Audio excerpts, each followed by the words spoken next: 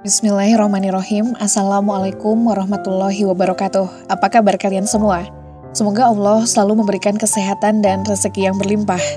Oh ya, kali ini Nisa akan meneruskan cerita yang berjudul Suamiku Menuduhku Mandul.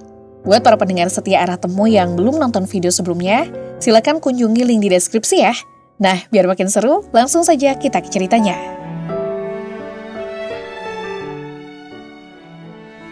POV Amira.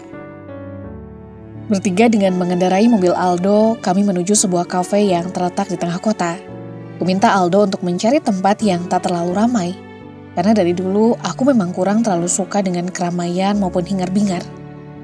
Kami pun akhirnya sampai di sebuah kafe yang berlatar pemandangan pantai di sisi kirinya. Semilir angin pantai menerpa rambut panjangku begitu aku turun dari mobil. Cocok sekali dengan seleraku, tak terlalu ramai sehingga kesan eksklusifnya pun dapat. Kami memilih sebuah meja di tempat terbuka agar udara segar bisa kami nikmati sore ini. Sepanjang lorong yang terbuka menuju meja tersebut berdiri pilar-pilar kokoh bermaterial kayu yang dihiasi lampu temaram. Hari sudah hampir senja, sehingga ketika semua lampu hias dinyalakan, suasana tampak glow dan romantis. Cocoknya tempat ini untuk pasangan yang baru jadian, bukan untuk seorang wanita yang rumah tangganya baru saja kandas seperti aku ini. Tapi tak apalah. Aku tak mau membiarkan diri ini terlalu larut dalam duka oleh lelaki tak setia semacam Mas Dani. Yuda ini baru pulang ke Indonesia beberapa bulan lalu, Mir. Aldo membuka percakapan di meja kami.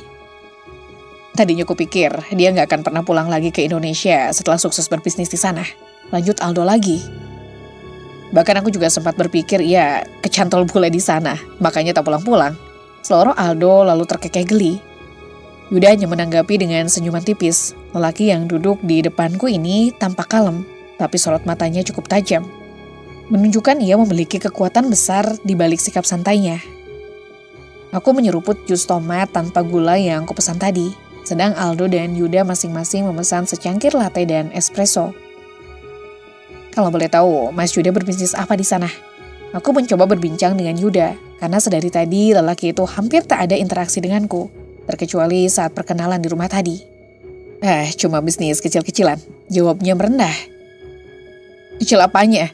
Dia ini seorang entrepreneur sukses, Mir. Cabang usahanya di mana-mana. Ya, kurang lebih seperti sepupuku yang cantik dan sukses ini. Aldo menyahut sembari mengedipkan mata ke arahku.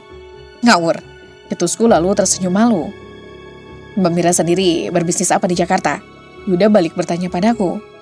Yud, jangan panggil dia Mbak, kita semua seumuran, potong Aldo. Iya kan biar sopan, Dok. Yuda menjawab.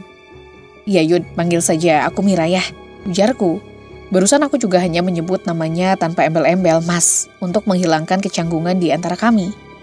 Obrolan kami lanjutkan dengan membahas pekerjaan Yuda yang ternyata punya bisnis kuliner di luar negeri.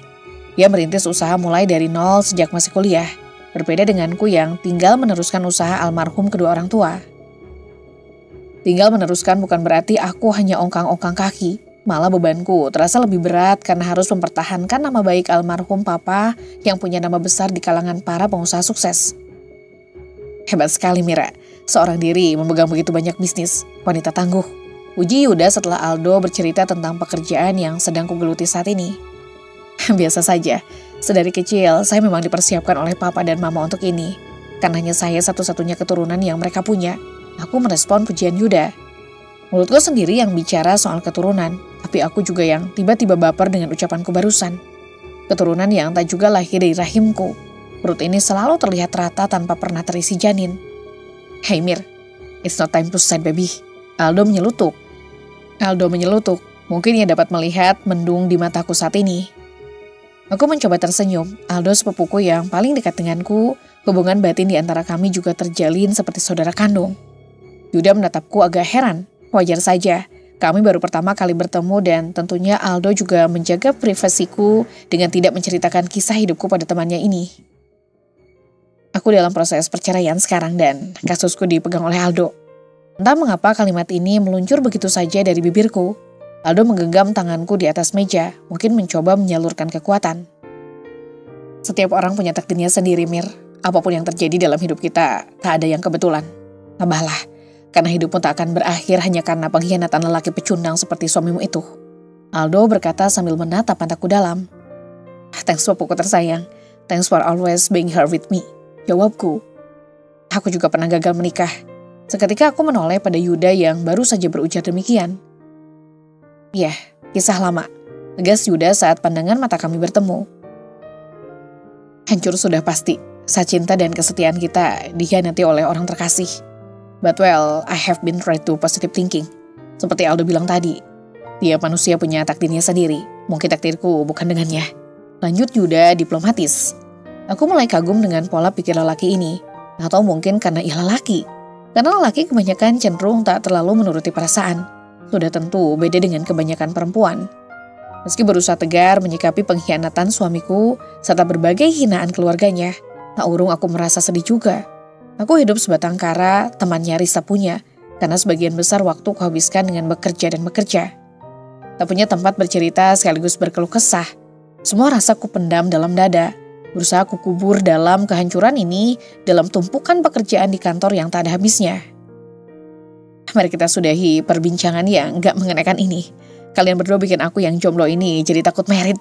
Ujar Aldo memutuskan lamunan. Jangan jadikan kegagalan orang lain sebagai tolak ukur, Dok. Kamu sudah waktunya cari pendamping. Ucap Yuda. Siapa bilang aku belum punya? Saut Aldo dengan mimik lucu. Oh ya, kok aku gak tahu? Timpalku. Nantilah, tunggu semuanya sudah pasti. Aku mencebik menanggapi alibi Aldo. Yud, kapan lagi balik ke England? Aldo mengalihkan pembicaraan dengan melempar tanya pada Yuda. Aku berencana mau fokus mengurus cabang yang di Jakarta saja. Paling 3 bulan sekali ke sana. Ada saudara yang bantu handle. Kasihan nyokap di Jakarta cuma sama Riana semenjak papa meninggal. Aku mengulang nama Riana yang barusan disebut Yuda. Mungkin itu nama kekasihnya atau mungkin istrinya. Nah, perempuan seperti Riana itu sebenarnya yang ingin kujadikan istri. Seloroh Aldo. You are moving too late, bro. Adikku baru saja tunangan 2 bulan lalu. Sahut Yuda. Kedua lesung pipinya yang dalam itu kembali terlihat saat ia tertawa lepas seperti tadi. Sialan, telat lagi gue. Gerutu Aldo. Pembicaraan kami terus berlanjut dengan berbagai topik yang membuatku jadi banyak tahu soal Yuda. Yuda hanya 2 bersaudara dan Riana ternyata bukan pacar atau istrinya, melainkan adik satu-satunya. Papanya Yuda merupakan seorang pebisnis handal juga di bidang kuliner. Dan bakat itu mengalir juga dalam darah Yuda. Menjelang pukul 8 malam, kami memutuskan untuk pulang. Besok masih ada hal yang harus aku dan Aldo selesaikan. Urusanku dengan Aminah, Mas Dani, dan juga ibunya. Tepat pukul 8 pagi, Aldo menjemputku ke rumah. Kami langsung menuju rumah sakit. Aku tersenyum puas begitu hasil lab sudah ada di tanganku. Berobek ujung amplop putih tersebut. Dan begitu selesai membaca hasilnya, dadaku terasa mengembang bahagia. Sesaat lagi semua tuduhan bahwa aku adalah perempuan mandul akan terpatahkan. Aldo menggami tanganku menuju lift untuk naik ke lantai 5. Tempat di mana Aminah sedang dirawat saat ini. Sebelum tiba di sini, kusuruh Mas Dani meminta ibunya turut hadir juga.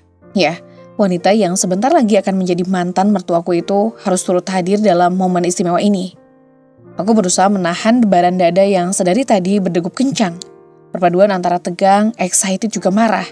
Semua bercampur baur dalam dada. Pintu lift membuka, Aldo menggenggam jemariku yang terasa dingin. Relax baby, bisiknya pelan sebelum aku membuka pintu kamar di depanku. Bismillah, ucapku dalam hati. Engsel pintu berbunyi ketika pintu terkuak oleh tanganku. Kudapati wajah-wajah tegang oleh orang-orang yang sudah ada di dalam. Kuatur nafasku agar nervasku tak kentara. Selamat pagi semuanya, ucapku sambil menatap wajah mereka satu persatu. Ibu Mas Dani langsung membuang muka begitu kami bertatapan. Di sebelahnya seorang wanita baya yang ku ketahui adalah bibi dari Mas Dani, nampak kikuk dan sedikit gelisah. Aminah sendiri terus menantang mataku lurus, tapi aku tahu ada rasa ngeri yang tak dapat disembunyikan dariku. Sedang Mas Dani, dia sendiri tampak tenang tapi entah apa yang ada di benaknya. Apakah ia hanya sedang pura-pura? Aku berjalan mendekat ke arah Mas Dani dan Aminah. Ini, silakan kamu baca sendiri hasilnya, Mas.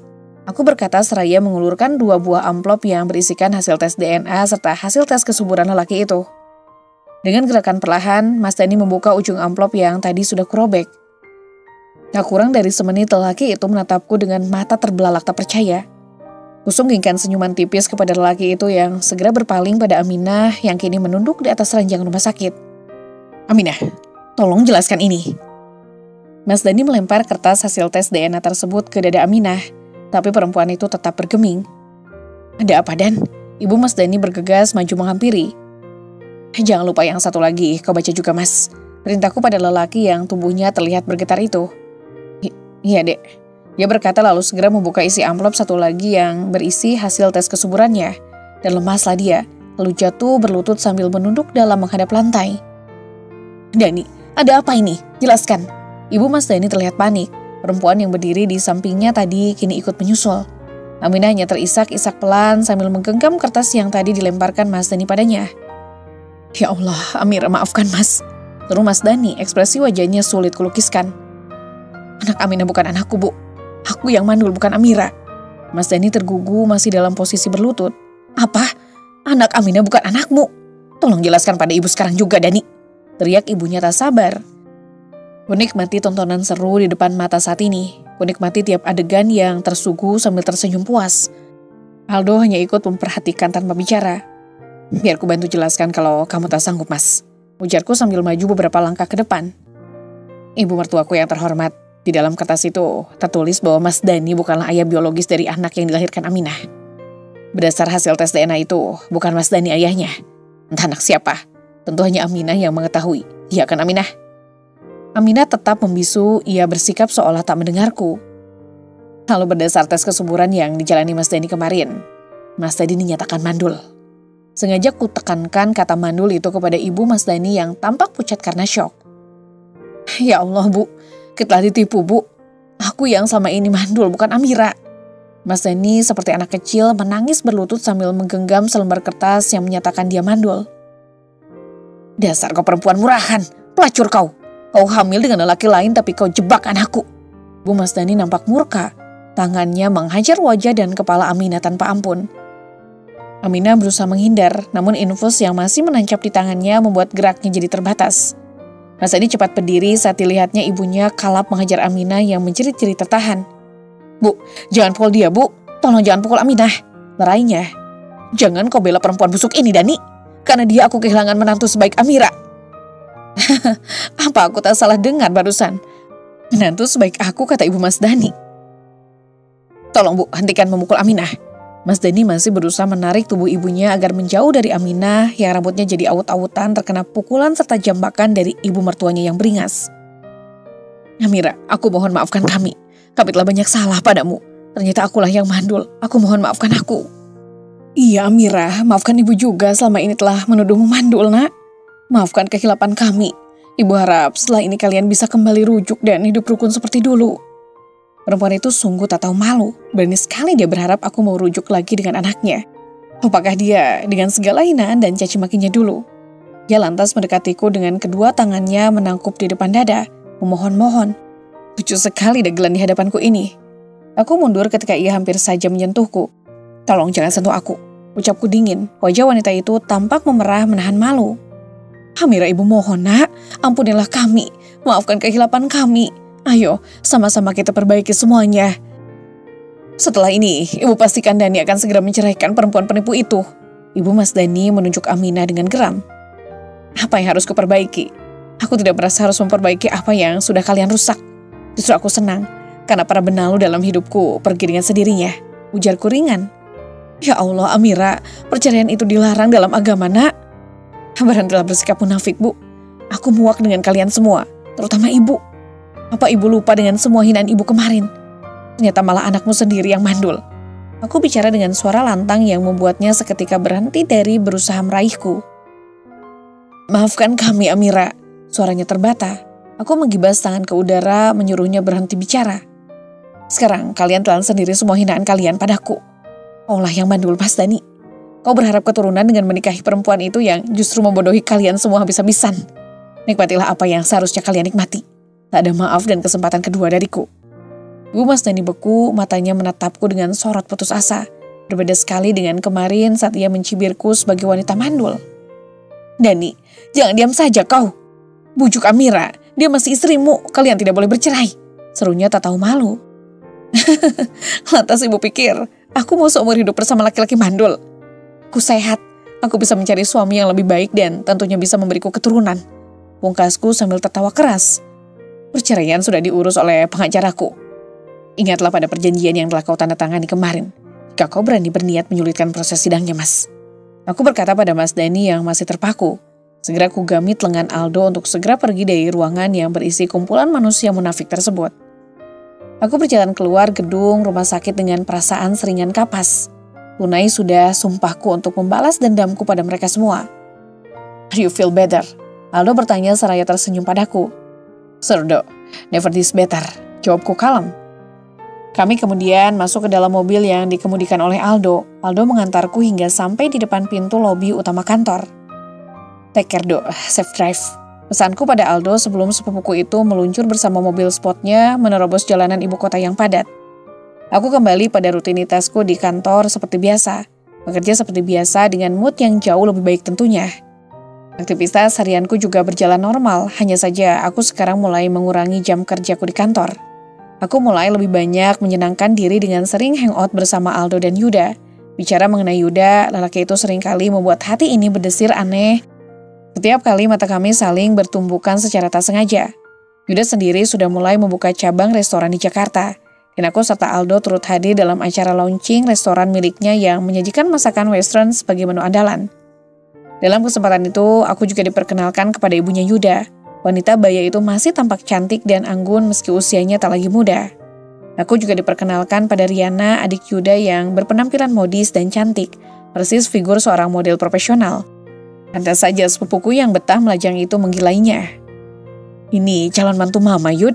Ibunya Yuda bertanya sambil tersenyum ke arahku. Bukan mah, kami cuma teman. Yuda menjawab sambil melirikku penuh arti. Aku mengulurkan tangan pada ibunya, tapi wanita ini justru menarikku dalam pelukan, mencium pipiku kiri dan kanan. Duh, sayang banget, perempuan secantik ini cuma dijadikan teman, ujar ibunya Yuda setelahnya yang membuatku tersipu malu. Kalau gitu, itu tugas mama.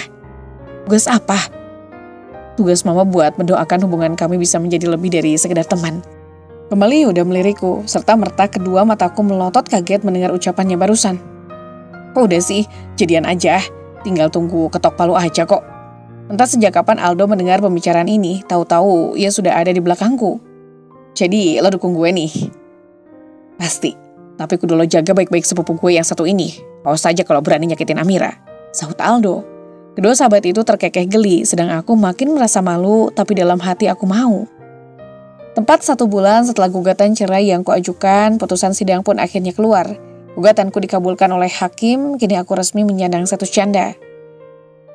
Gelar talak akan dibacakan bersamaan dengan terbitnya akte ceraiku oleh pengadilan agama. Tak ada lagi rasa gambang, apalagi sedih di hatiku. Perasaanku telah lama mati pada Mas Dani sejak kali pertama aku mengetahui pengkhianatan yang dilakukannya. Sejak itu pula aku sama sekali tak pernah mendengar kabar tentang mereka. Entah bagaimana nasib pernikahan mereka yang dilandasi kebohongan itu akhirnya. Aku pun tak peduli dan bukan urusanku lagi. Hubunganku sendiri dengan Yuda terjalin makin erat. Ia kerap mengunjungiku di rumah di akhir pekan tanpa Aldo tentunya. Secara implisit lelaki itu mengirim sinyal-sinyal cinta kepadaku. Namun Afik, aku ingin sekali menyambut perasaan yang dimilikinya untukku itu. Aku memang tak mau menutup diri, dan aku yakin Yuda amat berbeda dengan Mas Dani mantan suamiku itu. Selain mapan, dia juga tipikal lelaki pekerja keras, begitupun keluarganya. Sikap mereka ibunya juga Riana, adiknya amat baik terhadapku. Mereka tulus menerimaku tanpa memandang apa yang kumiliki saat ini. Hanya satu yang meragukan hatiku, yang membuatku kadang didera rasa minder karena menyandang status janda. Aku khawatir keluarga Yuda yang terpandang itu keberatan lalu menantang hubungan kami begitu mereka tahu kalau aku berstatus janda. Aku mengenal Yuda cukup lama, Mir. Dia lelaki baik dan bekerja keras. Dia juga bukan tipe lelaki yang mudah berpaling ke lain hati dan tak mudah mengucap cinta pada tiap perempuan. Ucap Aldo suatu hari saat ia berkunjung ke rumah sambil membawakan kek yang dibuat oleh Tante Neti. Mamanya Aldo, khusus untukku katanya. Kami sedang berbincang di tepi kolam renang yang cukup luas yang terdapat di pekarangan belakang rumahku. Dulu ketika kami kecil, aku, Aldo, serta sepupuku yang lain kerap berenang di sini jika ada acara kumpul keluarga di rumahku. Kini seiring waktu berlalu dan kami semua tumbuh dewasa, juga sibuk dengan karir masing-masing. Aku dan para sepupuku jarang bertemu dan berinteraksi. Hanya Aldo yang masih cukup akrab denganku. Sempat putus komunikasi saat ia menimba ilmu di negara Ratu Elizabeth sana. Dan ketika ia kembali ke Indonesia dan berkarir sebagai pengacara sukses, keakraban di antara kami pun terjalin lagi. Kamu juga sudah kepala 3 sekarang, Mir. Jangan lama-lama menjadi yang satu janda. Kegagalan kemarin jangan sampai jadi trauma. Masih ada lelaki baik di luar sana yang siap membahagiakanmu, Mir. Tak semua laki-laki brengsek seperti mantan suamimu itu. Aldo melanjutkan kalimatnya. Aku terpekur meresapi kalimat-kalimat Aldo sambil menatap air kolam yang jernih yang menenggelamkan kedua kaki jenjangku di dalamnya. Tapi apa keluarganya mau menerimaku yang seorang janda ini, Dok? Ucapku ragu. Hey, why not, Mir? Kenapa kamu jadi insecure begitu? Yuda juga pernah mengalami kegagalan berumah tangga. Satu sekalian sama. Dan tak ada yang salah dengan hal tersebut. Aku manggut-manggut mendengar ucapan Aldo. Listen, Mir. Kamu ini bukan wanita sembarangan. Kamu cantik, pintar, sukses, mandiri, dan berkelas. Siapa yang tak mengenal almarhum kedua orang tuamu? So, buang jauh-jauh rasa mindermu itu. Kamu itu berharga. Dan laki-laki yang mendapatkanmu adalah laki yang beruntung. Ujar Aldo lagi. Sontak saja rasa percaya diri ini pun naik mendengarnya. Sepupuku yang satu ini memang selalu bisa kuandalkan. Thanks ya, Dok. It's meant a lot to me. Ujarku seraya melempar senyum. Sejak pembicaraan dengan Aldo, aku memutuskan untuk membuka diri pada Yuda dan menikmati perasaan yang terus tumbuh subur dalam sanubari ini. Aku tak lagi merasa minder meski menyandang status janda. Kebahagiaan berhak diraih oleh siapa saja tanpa memandang status, bukan? Selagi tidak merusak kebahagiaan orang lain, sah-sah saja, bukan? Mir, kamu ada waktu malam ini? Tanya Yuda melalui sambungan telepon.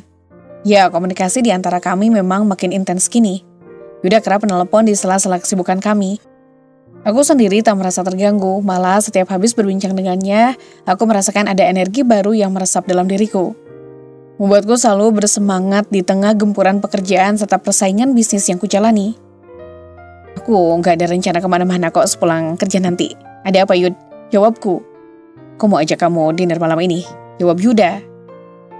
Boleh, ketemu di tempat atau gimana? Tanyaku. Memangnya ada lelaki gentle yang membiarkan wanitanya datang sendirian ke tempat kencan? Hatiku terasa berbunga-bunga mendengarnya.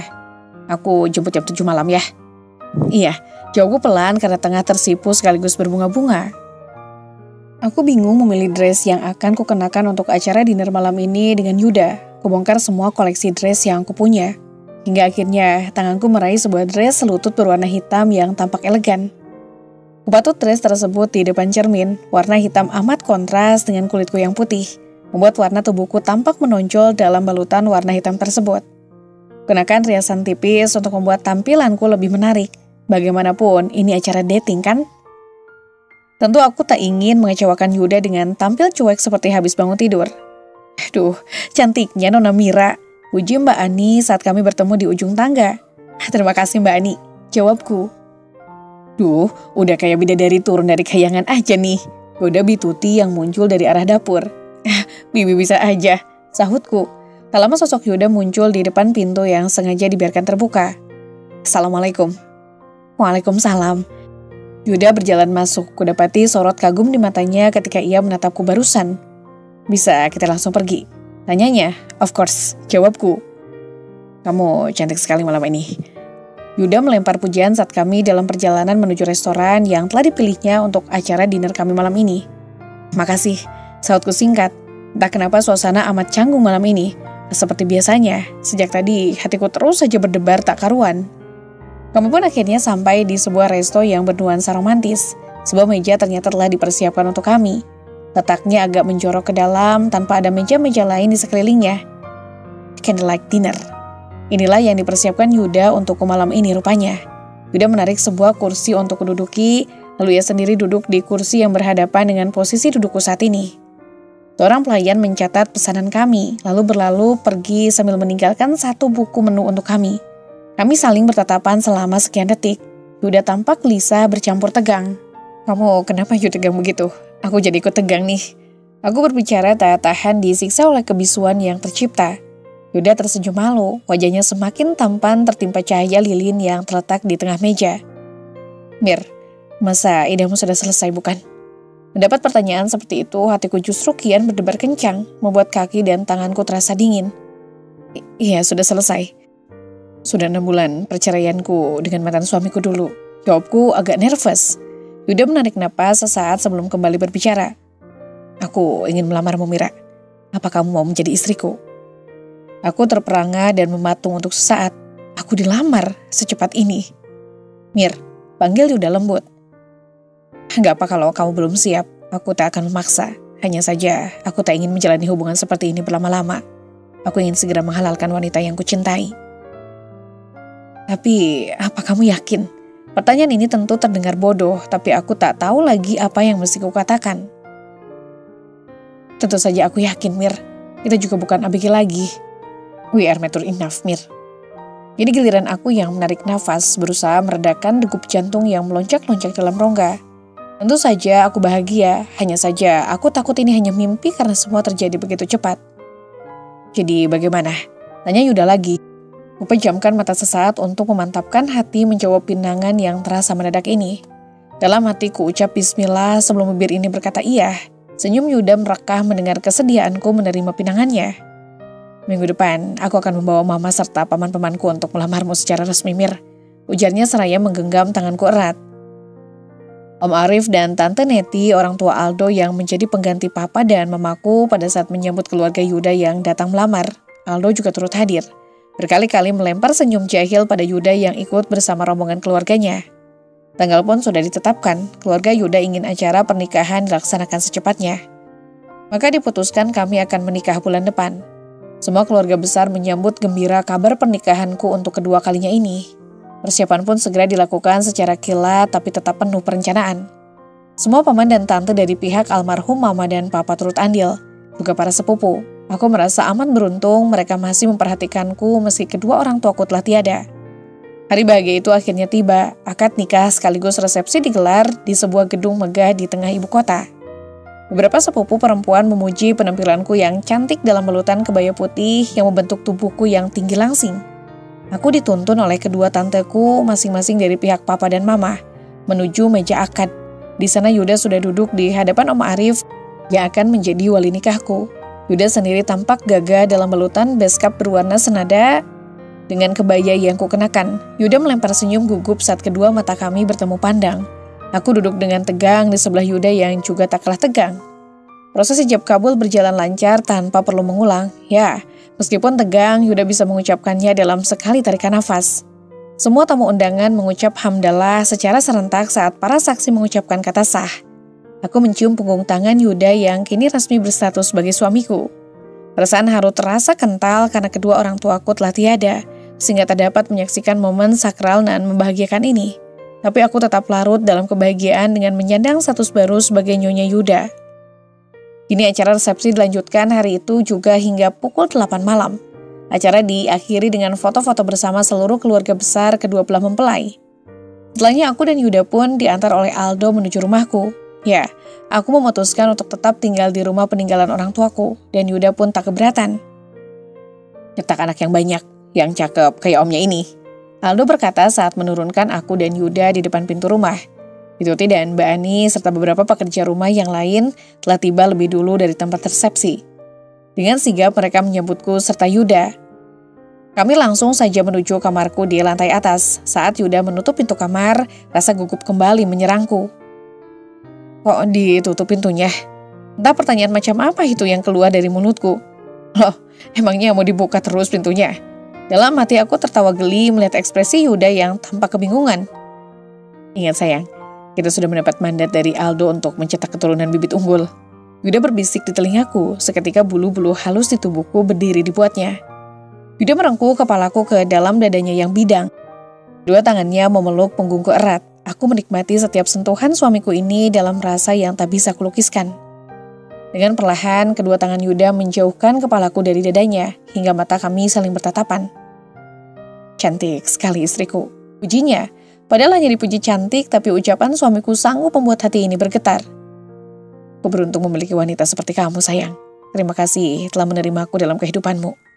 Selanjutnya aku rasakan bibir kami menyatu, saling bertaut dalam hasrat yang terasa memabukkan. Kusambut hangat setiap cumbuan suamiku, hingga segalanya tuntas dan kami sama-sama tersenyum puas. Ternyata cukup sekali, layaknya pengantin baru pada umumnya. Kami pun melakukannya beberapa kali hingga sama-sama terkapar dengan napas tersengal. Yuda mencium keningku lembut hingga mata kami sama-sama terpejam, larut dalam kantuk. Hampir saja kami telat bangun subuh jika tidak ada alarm yang berbunyi kencang dari ponsel Yuda. Kami mandi bersama-sama tanpa ada lagi rasa malu di antara kami berdua dalam guyuran air hangat yang tumpah dari keran shower di atas kepala kami. Jika tak ingat harus melaksanakan sholat subuh, mungkin adegan semalam akan kembali terulang lagi di sini. Yuda tampak menahan diri hingga kami selesai mandi bersih dan kemudian berpakaian lengkap serta mengenakan perlengkapan sholat. Inilah kali pertama aku sholat diimami oleh seorang suami. Selama pernikahanku dengan Mas Dani, kami tak pernah melaksanakan sholat berjamaah, terkecuali sholat tarawih dan sholat id. Di akhir salam, bulir-bulir air mataku menitik membasahi pipi. "Kenapa kamu menangis, sayang?" Tanya Yuda heran saat dilihatnya mata dan pipiku basah, hingga mukena yang kukenakan pun terkena tetesan air mataku yang jatuh. "Aku merasa terharu, Mas." Aku mulai membiasakan diri memanggilnya dengan sebutan Mas untuk menghormatinya sebagai suami. Mas Yuda menggeser duduknya ke arahku, lalu mendekapku hangat dan mencium puncak kepalaku dengan perasaan sayang. Kehangatan terasa mengaliri setiap pembuluh darahku, menghadirkan perasaan tentram di hatiku. "Aku tak ingin melihat kamu menangis lagi, sayang. Jangan tumpahkan air mata kesedihan di mataku, karena itu akan menyakitiku," ucapnya lembut. "Aku tak menjanjikan kebahagiaan yang sempurna dalam rumah tangga kita, karena manusia adalah tempat salah dan hilaf. Tapi aku akan selalu berusaha memberikan yang terbaik, hingga kamu lupa untuk menangis dan bersedih." Sungguh tak dapat kulukiskan rasa bahagia yang menari-nari dalam benakku saat ini. Aku bahagia, sungguh bahagia. Terima kasih ya Allah. Tak terasa sudah hampir 2 bulan aku menjadi istri Mas Yuda. Meskipun kami sudah menikah, tapi Mas Yuda tak pernah membatasiku untuk berkarir. Hanya saja ia kerap berpesan agar aku tak terlalu memforsir tenaga. Aku paham maksudnya, ia ingin aku segera hamil. Aku pun menuruti permintaannya. "Sayang, sejak kita menikah, kita belum honeymoon, bukan?" ucap Mas Yuda suatu malam sesaat aku telah menuntaskan kewajibanku melayaninya sebagai istri. Meletakkan kepala di dada telanjangnya yang bidang. "Iya, belum. Kenapa, sayang? Kamu mau ajak aku honeymoon?" Jawabku. Sebenarnya aku mau ajak kamu ke England. Kita bisa honeymoon sekaligus mengunjungi resto-restoku yang ada di sana." Aku mendongak untuk menatap wajahnya dengan penuh minat. "Sungguh?" ulangku. "Iya, kalau kamu mau." "Tentu saja aku mau, Mas," seruku gembira. Kami pun mulai mempersiapkan segala keperluan untuk perjalanan kami, seperti tiket, dokumen berupa paspor dan visa, juga obat-obatan selain pakaian tebal tentunya. Di Inggris sana sedang musim winter yang suhunya bisa mencapai 5 derajat. Tak masalah bagiku karena perjalanan ini pasti akan menyenangkan tentunya. Penerbangan kami dijadwalkan 2 besok sore dari Terminal 3 Soekarno-Hatta. Segalanya telah siap. Beberapa pakaian tebal untuk menahan dingin telah dimasukkan ke dalam koper oleh Bituti. Pagi ini aku bermaksud hendak ke kantor untuk menginstruksikan beberapa tugas kepada sekretaris dan bawahanku yang lain. Mas Yuda sudah terlebih dulu turun ke bawah untuk sarapan. Setelah siap, aku pun menyusulnya untuk ikut sarapan. Saat tiba di bawah, kepalaku terasa agak pusing. Aku mencoba untuk tak terlalu menghiraukannya dan berjalan menuju meja makan. Bituti seperti biasa menyiapkan 2 buah telur goreng mata sapi dan segelas susu untukku. Entah kenapa, semua hidangan kesukaanku itu membuatku tiba-tiba mual. Kepalaku terasa kelayangan dengan rasa pusing yang makin hebat. "Kamu kenapa, sayang?" tanya Mas Yuda khawatir. "Enggak apa-apa, Mas, cuma sedikit pusing. Mungkin masuk angin." Aku menjawab lalu duduk di sampingnya. Kuiris sedikit telur, lalu kedekatkan ke mulutku dengan menggunakan garpu. Tapi entah hidungku seolah mencium bau amis yang menusuk. Aku merasa mual tak tertahan. Aku berlari menuju wastafel yang terletak di dekat pantry. Mas Yuda mengikutiku dengan langkah lebar. Aku ingin muntah, tapi tak ada yang keluar dari mulutku. "Sayang, kamu kenapa?" "Entahlah, Mas, aku mual dan kepalaku terasa pusing," jawabku lemah. "Sebaiknya kamu gak usah kantor hari ini, biar aku antar kamu ke dokter." Aku menggeleng menolak sarannya. "Besok kita akan berangkat, Mas. Aku perlu ke kantor untuk memberi arahan kepada para stafku sebelum kutinggal mereka." "Ya sudah, tapi biar aku yang antar kamu. Setelah selesai, kita langsung ke dokter." "No excuse," ucapnya tegas dan tak dapat kubantah. Aku tersenyum kepadanya dan suamiku itu lagi-lagi mendekapku penuh kehangatan. Kami pun kembali ke meja makan, tapi hanya Mas Yuda yang melanjutkan sarapan, sedang aku sama sekali tak berselera. "Non, kok tumben sarapannya gak dimakan?" tanya Bituti saat dilihatnya aku hanya duduk menemani suamiku sarapan. "Gak tahu nih, Bi, Mira ngerasa pusing dan mual. Mungkin masuk angin," jawabku sambil memandang wajah Bituti. "Pusing? Mual? Jangan-jangan Mira hamil?" Sontak aku dan Mas Yuda pun saling tatap. Kami sedang menunggu antrian di depan ruang praktek dokter kandungan di sebuah rumah sakit. Mas, aku harap kamu jangan terlalu berharap. Takut kamu kecewa. Ujarku pelan. Iya sayang, kamu jangan takut. Apapun hasilnya nanti tak akan mengurangi rasa sayang dan cintaku ke kamu. Aku tersenyum mendapat jawaban suamiku. Tapi tetap saja ada rasa cemas yang menyelip di relung hati. Aku masih trauma pada hal yang berbau keturunan. Saat namaku dipanggil untuk mendapat giliran, dengan langkah gemetar, aku dan Mas Yuda memasuki ruang praktik dokter. Aku dipersilakan untuk berbaring di atas tempat yang telah disediakan. Seorang dokter spesialis kandungan datang mendekatiku. Asisten dokter mengoleskan semacam gel di area bawah pusarku yang terasa dingin di kulit. Sambil menatap layar monitor di depannya, dokter menggerakkan sebuah alat dengan gerakan berputar di atas perutku yang telah diolesi gel tadi. Wah, selamat ya ibu, ini rahimnya memang sudah ada kantong janinnya. 2 lagi, insya Allah janin kembar. Aku menetap tak percaya pada Mas Yuda yang tampak sumringah. Setelah mengeprint hasil USG tadi, aku pun dipersilakan turun dan kembali duduk di kursi yang bersebelahan dengan Mas Yuda. Saya anjurkan Bu Amira untuk tidak melakukan banyak aktivitas atau perjalanan jauh dulu ya, selama trimester awal. Ini saya resepkan vitamin dan asam folat serta penguat kandungan. Sang dokter berkata sambil menulis resep di atas sehelai kertas putih. Mas Yuda terus saja menggenggam tanganku. Senyum tak lepas dari bibirnya sejak dokter menyatakan ada 2 janin yang bersemayam di dalam rahimku. Kami mengucapkan terima kasih sebelum meninggalkan ruang praktek dokter, lalu menebus resep. Mas, bagaimana besok rencana perjalanan kita? Tanyaku saat kami duduk menunggu obat yang ditebus. Oh masih tanya sih? Ya batal dong sayang.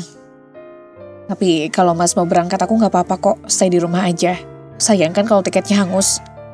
Aku jauh lebih sayang sama kamu dan calon anak-anak kita sayang. Kebahagiaan ini tak akan pernah sebanding jika ditukar 1000 tiket ke Inggris. Kupukul gemas lengan suamiku yang jago ngegombal ini. Ia nyemperingi selalu memeluk pundakku. Setelah obat dan vitamin kami dapatkan, aku dan suamiku berjalan menuju pelataran parkir rumah sakit. Seorang juru parkir dengan sigap memandu saat suamiku memundurkan mobil. Ketika Mas Yuda membuka kaca jendela untuk memberi tips parkir, alangkah terkejutnya aku ketika mendapati wajah Mas Dani yang muncul di baliknya. Mas Dani, sahutku secara spontan. Laki itu melongok ke dalam ke arahku, ia pun sama kagetnya denganku.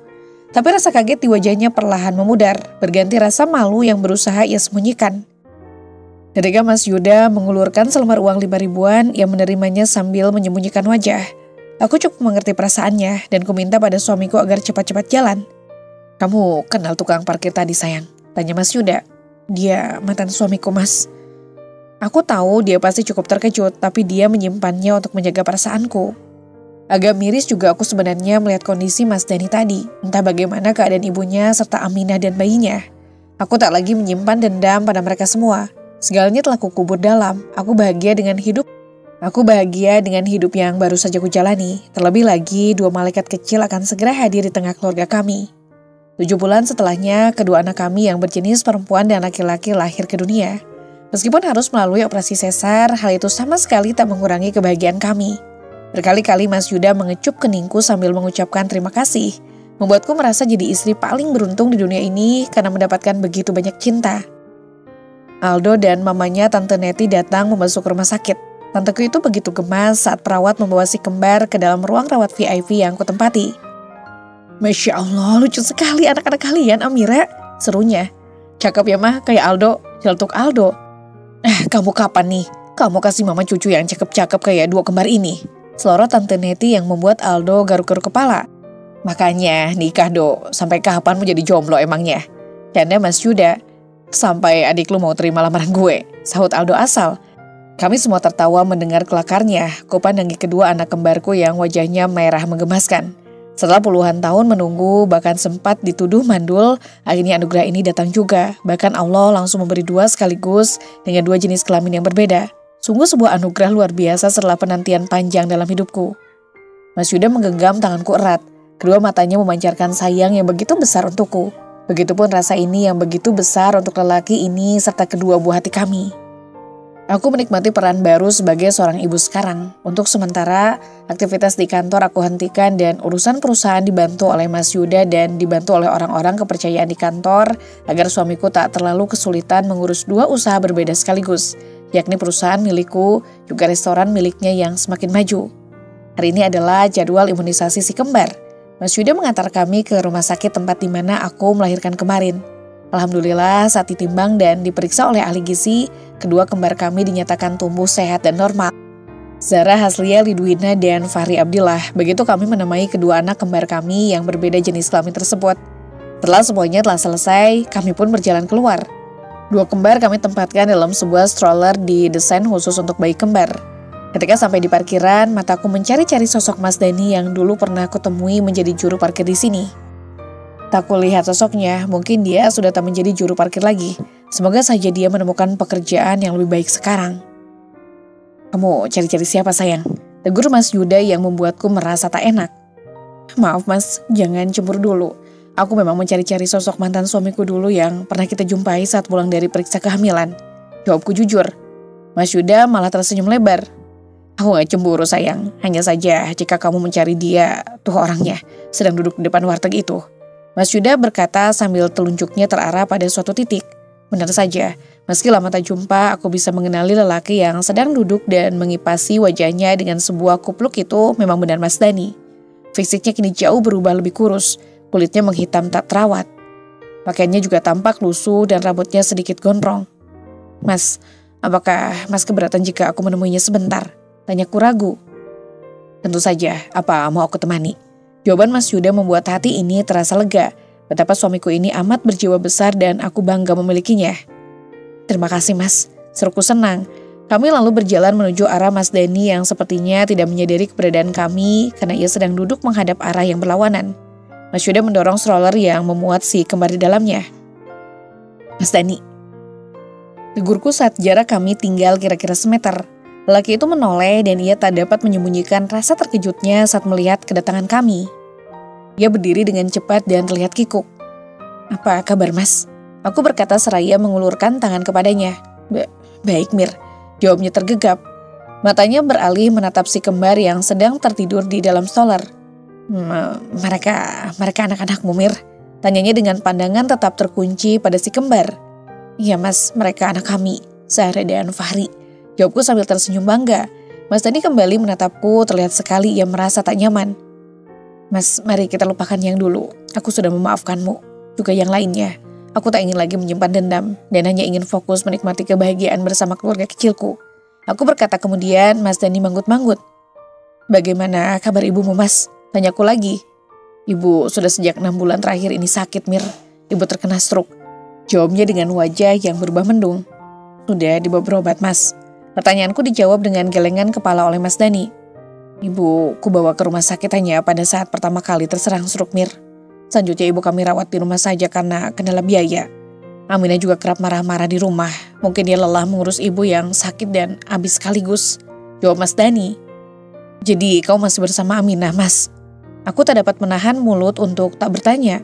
Iya masih. Setelah kejadian itu, aku memutuskan untuk tetap bersama Aminah dan membesarkan Abi bersama-sama. Meskipun Abu bukan anak kandungku, tapi aku sudah terlanjur menyayanginya. Ketika ia lahir, aku yang mengazaninya. Bagiku Abi sudah seperti anak kandungku. Lanjut Mas Dani lagi.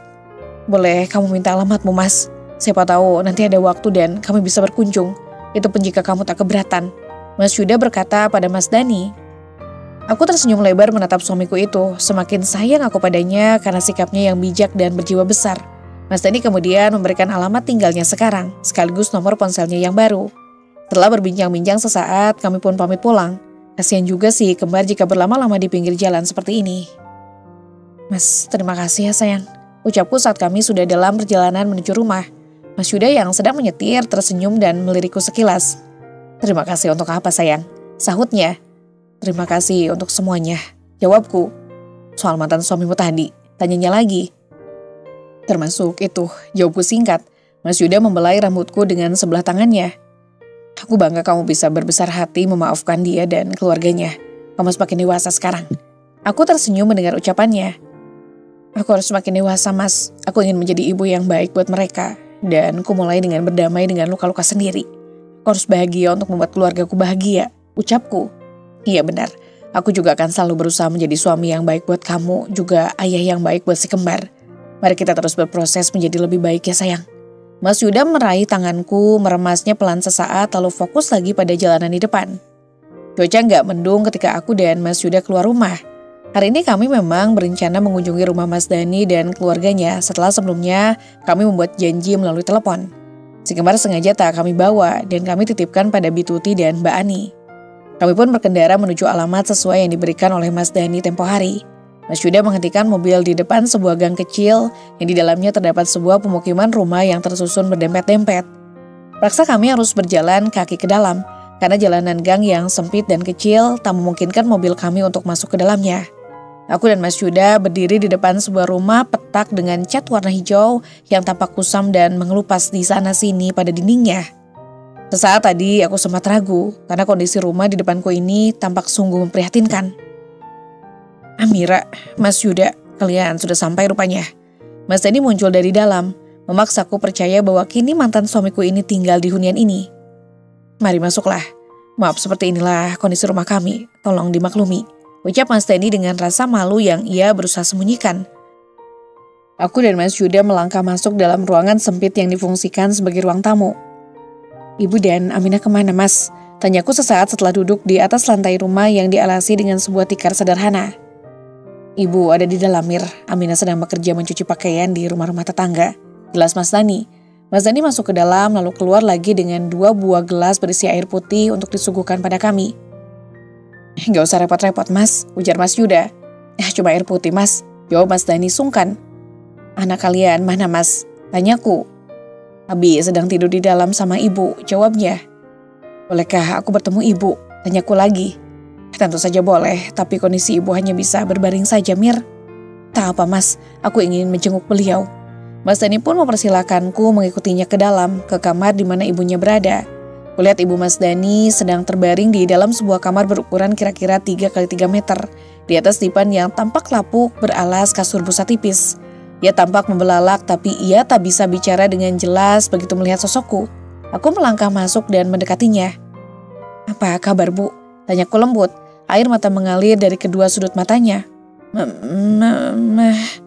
Hanya itu suara yang keluar dari sela bibir yang bentuknya kini tak simetris lagi. Sudah jangan bergerak ya, Bu. Amira kesini ingin menjenguk karena dapat kabar ibu sakit dari Mas Dani, ujarku. Mantan mertuaku itu mengangguk-angguk sambil terus menangis. Kulirik seorang balita laki-laki sedang tertidur pulas di sampingnya. Udara di kamar ini terasa pengap, hanya ada sebuah kipas kecil yang berputar pelan tergantung di bawah plafon. Amira minta maaf ya, Bu, jika dulu pernah menyakiti ibu, ujarku lagi. Ibu Mas Dani menggeleng-gelengkan kepalanya cepat sambil bergumam tak jelas, tapi aku paham maksudnya. Amira juga sudah memaafkan ibu. Kita saling memaafkan ya, supaya hati kita tentram dan tak ada lagi dendam, ucapku sambil menatapnya lembut. Wanita itu pun menganggukkan kepala perlahan. Digenggamnya tanganku erat, sorot matanya menunjukkan rasa sesal yang dalam. Aku kemudian melangkah keluar lagi, menghampiri suamiku yang dengan sabar duduk menunggu. Mas Dani sendiri mengikutiku kembali ke ruang tamu. Mas, kami tak bisa berlama-lama, anak-anak kami di rumah tak bisa terlalu lama ditinggal, ucapku pada Mas Dani. Lelaki itu tersenyum tipis, memaklumi kondisi bayi kembarku yang masih mengasi. Iya, Mir, gak apa-apa. Aku dan Mas Yuda saling berpandangan. Mas, aku mengeluarkan sebuah amplop berwarna coklat kepada Mas Dani. Apa ini, Mir? Tanyanya kaget. Tolong jangan tersinggung ya, ini ada sedikit rezeki untuk membantu pengobatan ibu, ucapku pelan. Tidak usah, Mir, itu semua adalah kewajibanku sebagai anaknya, bukan kamu. Tolaknya. Tolong jangan ditolak, Mas, terimalah demi ibu. Aku letakkan amplop tersebut di depan kakinya yang duduk bersila. Kami permisi ya, Mas, salam buat Aminah. Aku berkata lalu bangkit berdiri diikuti suamiku. Terima kasih banyak ya, Mir. Entah harus bagaimana aku membalas kebaikan kalian. Sama-sama, Mas. Semoga ibu lekas sembuh. Aku menutup kalimat sebelum berjalan meninggalkan rumah Mas Dani. Kususuri jalan setapak menuju jalan besar tempat kami memarkir mobil. Semilir angin di bawah langit mendung membelai wajahku, juga menerbangkan helaian rambutku yang panjang sebahu. Begitu panjang jalanan berbatu yang harus kulalui untuk sampai pada kebahagiaanku sekarang. Dan di puncak kebahagiaan ini, aku tak sendiri. Di sampingku berdiri seorang lelaki hebat yang selalu siap menjaga dan melindungi. Juga kedua buah hati yang insya Allah akan tumbuh menjadi anak-anak yang soleh dan soleha. Tamat. Terima kasih ya buat penonton setia Arah Temu yang sudah setia menonton video ini dari awal hingga akhir. Sebelumnya mohon maaf jika Nisa ada salah kata yang tidak enak didengar. Doa Nisa hari ini semoga Allah selalu memberikan kesehatan dan rezeki yang berlimpah. Amin. Akhir kata, wassalamualaikum warahmatullahi wabarakatuh.